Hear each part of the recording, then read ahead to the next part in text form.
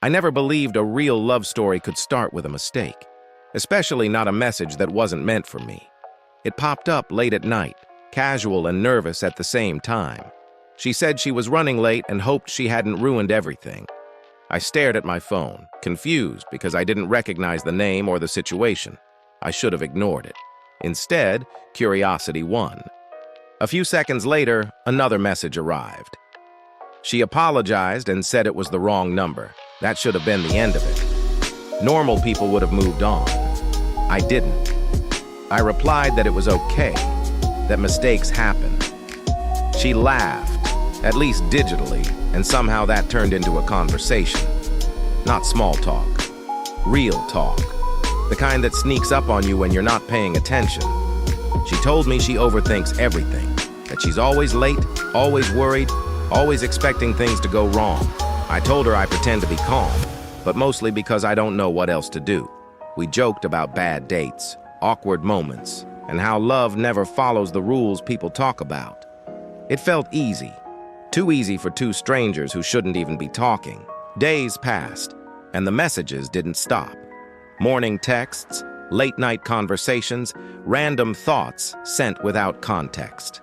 I caught myself checking my phone more than I should, smiling for no reason, feeling disappointed when she took too long to reply. That's when I realized something was wrong, or right. I wasn't sure yet. All I knew was that a wrong number was becoming important. One night, she admitted she didn't really believe in love anymore. Said it always starts strong and ends quietly. I told her I wasn't looking for anything serious. We both knew I was lying. There was tension in the messages now. Less jokes, more meaning. Every word felt heavy, like we were both standing too close to something we pretended wasn't there. She suggested we meet, just once, just to laugh about how random this all was.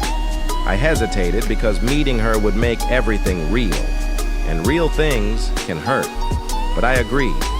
When I saw her walk into the cafe, smiling nervously, I felt my chest tighten. She looked familiar, like someone I'd known longer than a few weeks of messages. The conversation flowed effortlessly. We talked over each other, laughed too loud, shared things we probably shouldn't have. She teased me for being quieter in person. I told her I was better at typing than talking. She said she liked that. When we left, there was an awkward moment where neither of us wanted to say goodbye. No kiss, no promises, just unfinished energy. After that, things changed.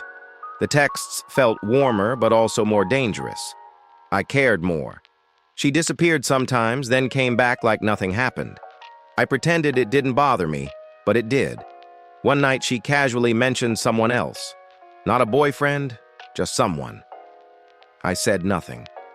Jealousy showed up faster than I expected, and I hated myself for it. We met again, this time at night. The city felt louder, closer. She asked why I was quiet. I joked my way out of it, but she pushed. Said she liked honesty. So I told her the truth. I was scared. Scared of liking her too much. Scared of being temporary. Scared of becoming another almost. She listened without interrupting, which somehow made it worse. She admitted she always runs when things get serious. That she jokes to avoid explaining herself. We sat there in silence, not touching, letting the truth sit between us. When she finally reached for my hand, it felt calm, not dramatic. And that calm scared me more than anything. Because calm meant real, and real meant risk. Nothing after that was simple. We argued over small things, disappeared for days, came back like nothing happened.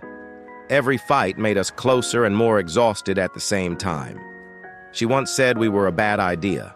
I told her most good things are. She smiled like she hated how much that made sense. One night she told me she was afraid of choosing wrong again. I told her I was afraid of not choosing at all. That silence followed. Heavy, honest silence. The kind where everything could end or begin. I realized love isn't about perfect timing. It's about staying when it's uncomfortable, when it's messy, when it's uncertain. We talked about the wrong number one last time. She said it changed her life. I said it didn't. It just revealed what we were already looking for. Something imperfect, something unexpected, something real.